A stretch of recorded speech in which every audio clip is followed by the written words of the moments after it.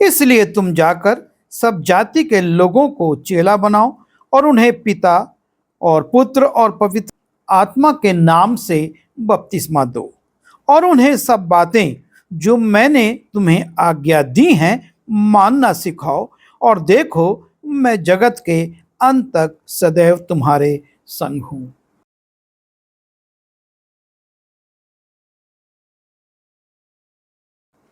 यीशु मसीह अपने चेलों को एक बड़ा दायित्व दे रहे हैं कि तुम पृथ्वी की सारी जातियों के लोगों के पास जाकर उन्हें पिता, पुत्र और पवित्र आत्मा के नाम से बपतिस्मा दो और वो बातें जो मैंने तुमको सिखाई हैं, तुमको जो बातें मैंने आज्ञा दी हैं, उनको मानना सिखाओ।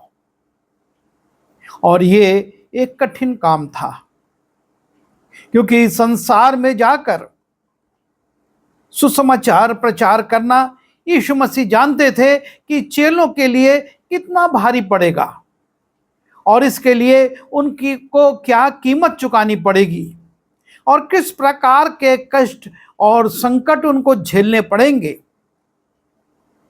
पर यीशु मसीह चाहते थे कि हर एक जन तक सुसमाचार पहुंचे और इसके लिए वो अपने चेलों को ना सिर्फ आज्ञा देते हैं पर उनसे एक वायदा भी करते हैं और वो कहते हैं, देखो, मैं जगत के अंत तक सदैव तुम्हारे संग हूं। प्रभु यीशु मसीह कहते हैं, जगत के अंत तक मैं सदैव, एक दिन नहीं, एक समय नहीं, एक वर्ष नहीं, लेकिन सदैव तुम्हारे संग हूं। और यह बड़ा आश्वासन चेलों को बल प्रदान करता है कि प्रभु यीशु मसीह उनके साथ है और उस सामर्थ्य में होकर वो यीशु मसीह की आज्ञा का पालन करते हैं। और यीशु मसीह भी अपने वायदे को अपने चेलों के साथ, अपने लोगों के साथ पूरा करते हैं। शमौन पतरस राजा हेरोदेस की आज्ञा से पकड़ लिया गया और जेल में डाल दिया गया और जेल में रहते हुए समय बीतता है और दूसरे दिन सुबह उसको दंड दिया जाना है, राजा के सामने उसको खड़ा होना है और जेल में उसका सहायक कोई नहीं है। कलीसिया के लोग उससे मिल नहीं सकते, परिवार के लोग उससे मिल नहीं सकते। वो दो सिपाहियों के साथ सो रहा है और साथ ही साथ पहरे भी लगे हुए हैं कि कोई भी दरवाजे से आ जा नहीं सकता है। और ऐसी परिस्थिति में परमेश्वर का दूत पतरस के पास आता है, उसको जगाता है और उसको कहता है कि कपड़े पहन ले और उसको लेकर वो जेल से बाहर आ जाता है। जैसा कि यीशु मसीह ने कहा कि मैं तुम्हारे साथ हूं और वो स्वर्गदूत पतरस को लेकर जेल से बाहर आ जाता है। तब पतरस ने सचेत होकर कहा, अब मैंने सच जान लिया कि प्रभु ने अपना स्वर्गदूत भेजकर मुझे हेरोदेस के हाथ से छुड़ा लिया और यहूदियों की सारी आशा तोड़ दी है।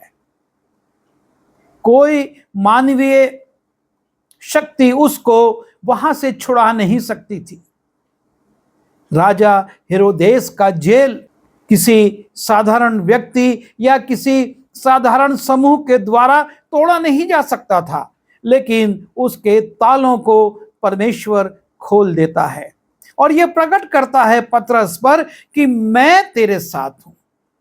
संसार की शक्तियां, मानवीय शक्तियां तेरे साथ हो ना हो, लेकिन मैं तेरे साथ हूं। और तब हम आगे देखते हैं प्रेरितों का काम उसके 10वें अध्याय में, और शिमोन पतरस चमड़े का धंधा करने वाले एक व्यक्ति के घर में है और वहां पर वो प्रार्थना कर रहा है और तब परमेश्वर उसको वहां पर दर्शन देता है। क्योंकि परमेश्वर यह चाहता था कि पतरस सिर्फ यहूदियों में ही प्रचार ना करे, वो अन्य जातियों में जाएं और अन्य जातियों के बीच में भी, जैसा कि यीशु मसीह ने कहा था कि जगत के छोर तक तुम मेरे नाम के गवाह होगे और उन्हें बपतिस्मा दोगे। और परमेश्वर यह चाहता था कि पतरस कर्नेलियस के घर में जाए जो अन्य जाति था और उनको भी बपतिस्मा दे। और तब हम देखते हैं दर्शन के द्वारा परमेश्वर पतरस से बातचीत करता है, उस पर अपनी योजना प्रकट करता है कि परमेश्वर के लिए सब लोग, चाहे वो यहूदी हों और चाहे वो अन्य जाति हों, सब लोग बराबर हैं। परमेश्वर की दृष्टि सब पर लगी हुई है। परमेश्वर पतरस से बातचीत करता है। पतरस तो उस दर्शन पर सोच ही रहा था कि आत्मा ने उससे कहा, देख 3 मनुष्य तेरी खोज में हैं, सो उठकर नीचे जा और बेखटके उनके साथ हो ले, क्योंकि मैं ही ने उन्हें भेजा है। परमेश्वर की आत्मा उस पर प्रकट करती है कि मैंने, अर्थात परमेश्वर ने, पुत्र ने तेरे पास इन लोगों को भेजा है और तू बेखटके उनके साथ हो ले और जाकर उस कार्य को जो तुझको सौंपा गया है पूरा कर। और परमेश्वर के इस संदेश को, परमेश्वर के इस निर्देश को पतरस मानता है और वो कर्नेलियस के घर जाता है। और वहां पर हम देखते हैं कि किस प्रकार से जब पवित्र आत्मा आती है कर्नेलियस के और उसके परिवार पर, क्योंकि पतरस उनको वचन से सिखाता और समझाता है। और तब लिखा है, और पतरस ने आज्ञा दी कि उन्हें यीशु मसीह के नाम में बपतिस्मा दिया जाए। तब उन्होंने उससे विनती की कि कुछ दिन हमारे साथ रहे। पतरस यहां पर भी परमेश्वर की उपस्थिति को देखता है, किस प्रकार से पवित्र आत्मा आई, और तब वो आज्ञा दे देता है कि इनको भी बपतिस्मा दो। फिर तो काम उसके 8वें अध्याय में हम फिलिप्पुस को देखते हैं। और फिलिप्पुस जो कि सेवकाई कर रहा था, परमेश्वर की आत्मा उसको कहती है कि जंगल के मार्ग में जा, और वो खोजा से भेंट करता है। और जब वो खोजा को सुसमाचार प्रचार करता है, खोजा कहता है अब मुझको बपतिस्मा लेने से कौन रोक सकता है। और फिलिप्पुस कहता है यदि तू सारे मन से विश्वास करता है तो हो सकता है। और तब खोजा उसको उत्तर देता है कि मैं विश्वास करता हूं कि यीशु मसीह परमेश्वर का पुत्र है। खोजा अपने रथ को रोकने की आज्ञा देता है, और लिखा है, और उसने रथ खड़ा करने की आज्ञा दी, और फिलिप्पुस और खोजा दोनों जल में उतर पड़े, और उसने उसे बपतिस्मा दिया। और जब वो खोजा को बपतिस्मा दे चुकता है, तब फिर प्रकट होता है कि परमेश्वर उसके साथ है। परमेश्वर उसको देख रहा है, उसके कार्यों का अवलोकन कर रहा है। जब वे जल में से निकलकर ऊपर आए तो प्रभु का आत्मा फिलिप्पुस को उठा ले गया, सो खोजे ने उसे फिर ना देखा। परमेश्वर का आत्मा फिलिप्पुस को खोजा के पास से अलग कर देता है, उठाकर ले जाता है, क्योंकि वो आत्मा फिलिप्पुस के साथ साथ था।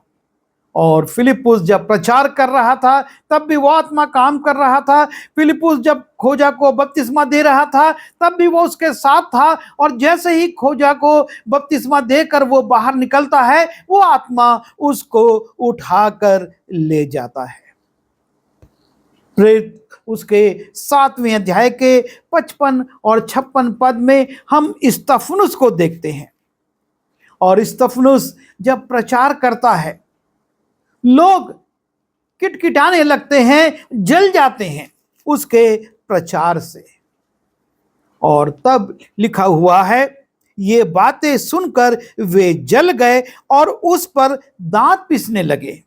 सुनने वाले जल जाते हैं, परंतु उसने पवित्र आत्मा से परिपूर्ण होकर स्वर्ग की ओर देखा और परमेश्वर की महिमा को और यीशु को परमेश्वर की दाहिनी ओर खड़े देखकर कहा, देखो मैं स्वर्ग को खुला हुआ और मनुष्य के पुत्र को परमेश्वर की दाहिनी ओर खड़ा हुआ देखता हूं।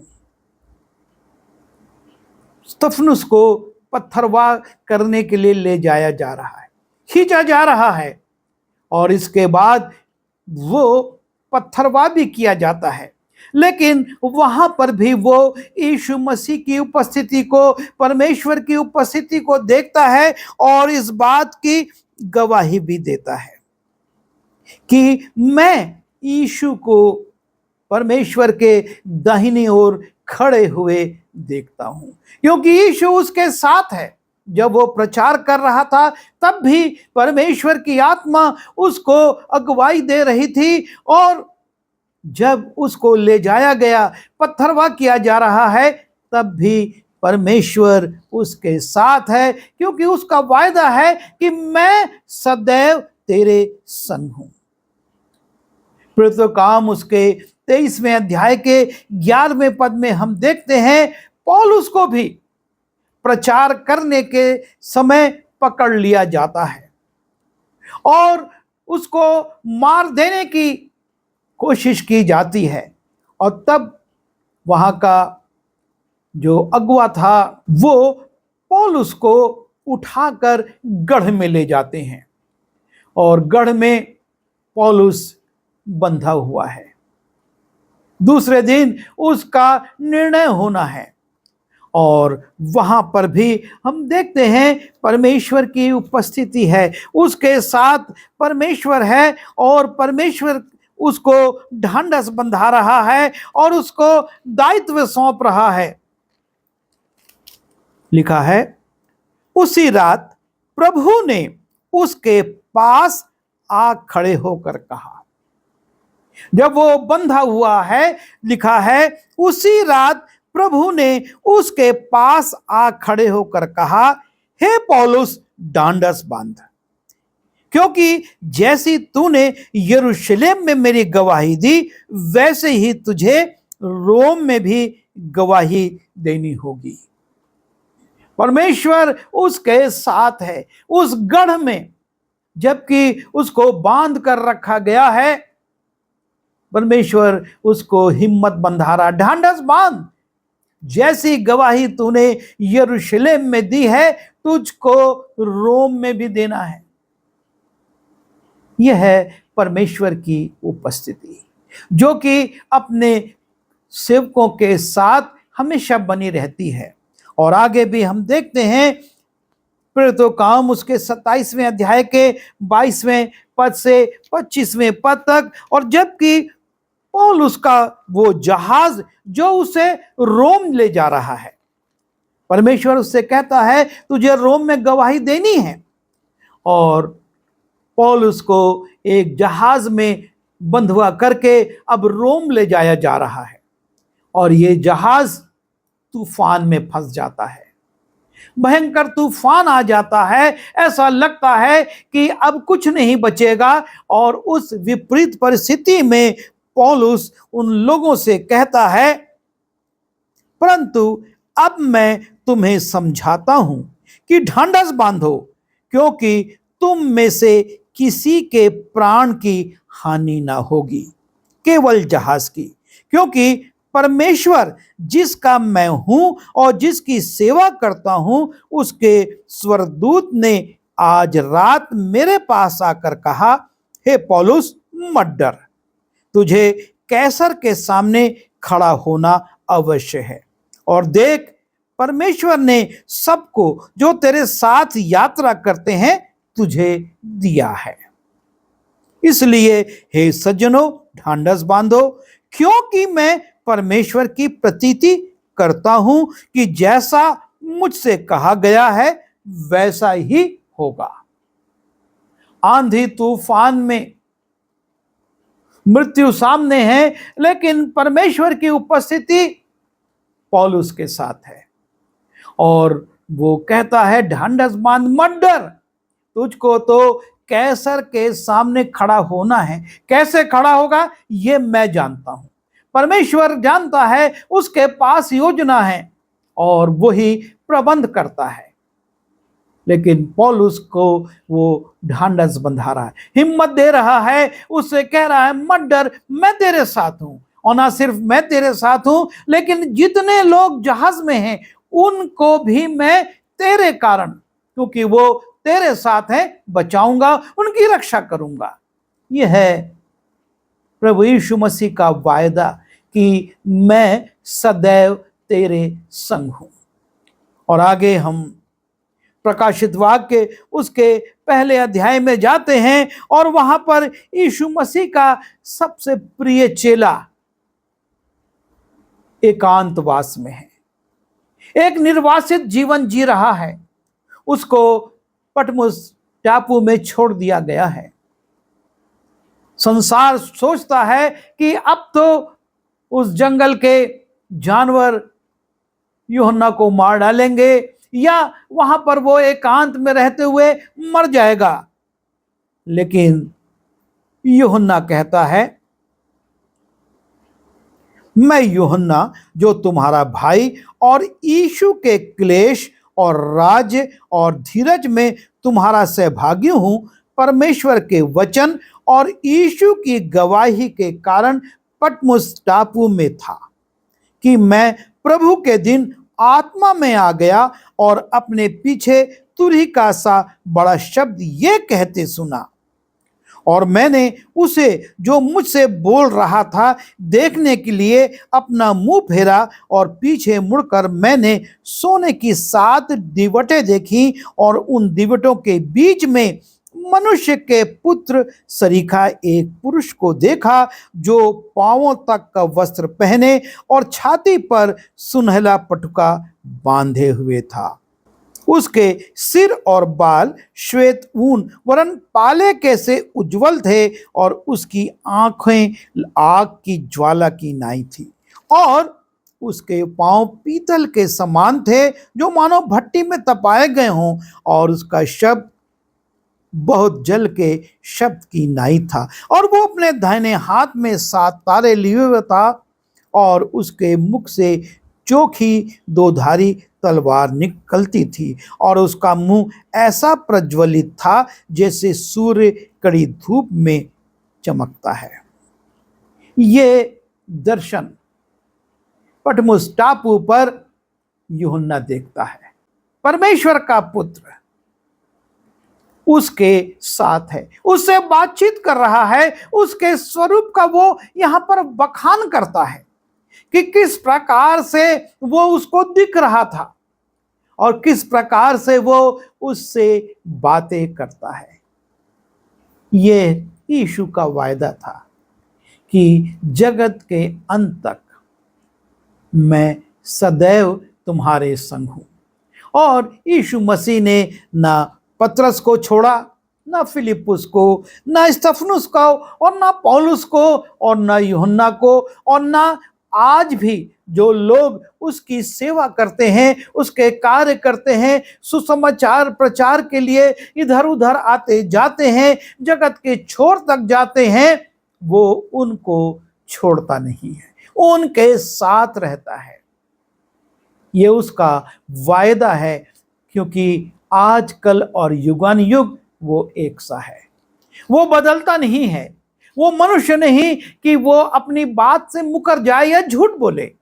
और उसने इन तमाम उदाहरणों के द्वारा इस बात को प्रकट किया कि मैं सदैव तुम्हारे संग हूं। और आज भी वो हमारे संग है, आज भी वो हमारी सेवकाई में हमारे साथ खड़ा होता है, हमको अपनी उपस्थिति के द्वारा बल देता है, हिम्मत देता है, कहता है मत डर, ढांढस बांध, क्योंकि मैं तेरे संग हूं। और हम उसकी उपस्थिति को महसूस करते हुए उसके कार्य को बिना घबराए, बिना डरे और बिना रुके करते जाएं और प्रतिफल वो हमको देगा।